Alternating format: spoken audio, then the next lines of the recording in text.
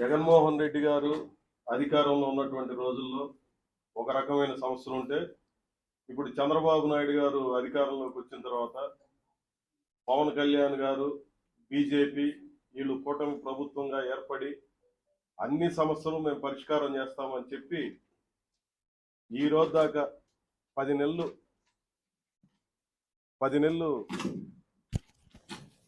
అయింది అధికారంలోకి వచ్చి. 10 నెలలు పూర్తవుతోంది. ఇంతవరకు ఏమయ్యా మీకున్నటువంటి కష్టమని అడిగినటువంటి పరిస్థితి లేదు.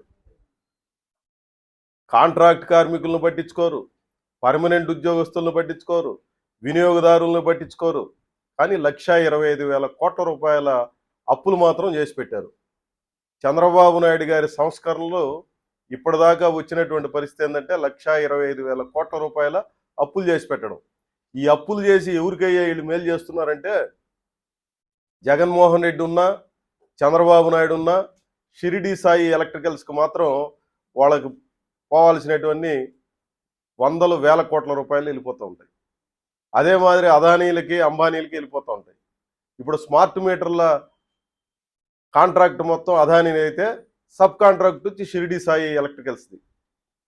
ఇట్లాంటివి ప్రైవేటు వ్యక్తులకి, కాంట్రాక్టర్లకి, విద్యుత్ ఉత్పత్తిని చేసే ప్రైవేటు వ్యక్తులకి వీళ్ళకైతే విచ్చలవిడిగా లెక్క జమ ఉండదు. రాత్రి 9 గంటలకు 5,000 కోట్ల రూపాయల అకౌంట్లో పెడితే 9-5 నిమిషాలకంతా వాళ్ళ అకౌంట్లో చేరిపోతూ ఉంటాయి. కాంట్రాక్ట్ కార్మికులేమో సంవత్సరాల తరబడి, 1 సంవత్సరం 2 సంవత్సరాలు కాదు, దశాబ్దాల తరబడి పనిచేస్తూ ఉంటే పిఆర్సీ అరియర్స్ ఇవ్వరు, ప్రమోషన్లు ఇచ్చిన వాళ్ళకి ప్రమోషన్ జీతం రాదు, లేదా పర్మనెంట్ ఉద్యోగస్తులకి వాళ్ళ బాధలు వాళ్ళు ఎన్నిసార్లు చెప్పుకున్నా వినరు.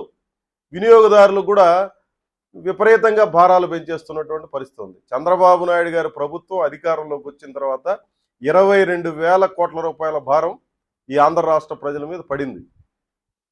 హైయెస్ట్ భారం పడింది ఎస్పీడీసీఎల్ పరిధిలో ఉన్నటువంటి ప్రజానీకం మీద.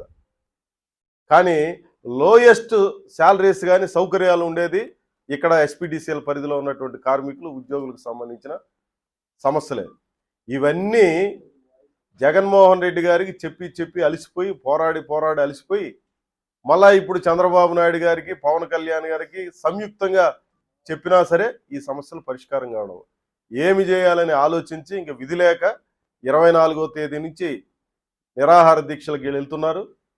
ఏప్రిల్ 7వ తేదీ లోపల ఈ సమస్యల పరిష్కారం కాని పక్షంలో ఎస్పీడీసీఎల్ కార్పొరేట్ ఆఫీసును ముట్టడి చేసే కార్యక్రమం జరుగుతుందని చెప్పడం కోసమే ఈరోజు ఈ మీడియా సమావేశం ఉద్దేశం. కాబట్టి సమస్యల్ని సానుకూలంగా పరిష్కరించండి. గత ప్రభుత్వానికి ఈ ప్రభుత్వానికి తేడా లేని రీతిలో మీరు పరిపాలన చేస్తే ఎవడికేం ప్రయోజనం జరిగినట్టు? ధరలు తగ్గించరు, నిత్యావసర వస్తువులన్నీ విపరీతంగా పెరిగిపోతూ ఉంటాయి, రోజువారీ జీవించడమే కష్టమైపోతూ ఉంటుంది. కాంట్రాక్ట్ కార్మికులకి 20 ఏళ్లుగా వేతనాలు పెంచకుండా వేధించే కార్యక్రమాన్ని చేస్తున్నారు. ఇదేమి న్యాయం ఇది? చంద్రబాబు నాయుడు ఉన్నా ఆ కడుపు మీద కొట్టడమే, జగన్మోహన్ రెడ్డి ఉన్నా ఆ కడుపు మీద కొట్టడమే, లేదా పవన్ కళ్యాణ్, బీజేపీ నాయకులు, అదే మాదిరి చంద్రబాబు నాయుడు గారు సంయుక్తంగా కూటమి ప్రభుత్వం కూడా కడుపు మీద కొట్టే కార్యక్రమం చేస్తాను తప్ప కడుపు నింపే కార్యక్రమాన్ని మాత్రం చేయడం లేదు. ఇది చాలా దుర్మార్గమైంది. దీన్ని మేము తీవ్రంగా వ్యతిరేకిస్తున్నాం. విద్యుత్ రంగంలో ఉన్నటువంటి కాంట్రాక్ట్ కార్మికులందరూ పెద్ద ఎత్తున తిరగబడి పోరాడక ముందే రెగ్యులర్ ఉద్యోగులు కూడా వచ్చి కాంట్రాక్ట్ కార్మికులకు మద్దతు ప్రకటించే పరిస్థితి వచ్చిందంటేనే మీ పరిపాలనా వ్యవహారం ఎట్లా ఉందో మీరు ఆలోచించుకోండి. దయచేసి ఆ కుటుంబాల్లో ఆకలి మిగిల్చవద్దు, వెదలు మిగిల్చవద్దు, వాళ్ళకి న్యాయం చేయమని చెప్పి CIT తరఫున నేను విజ్ఞప్తి చేస్తున్నాను.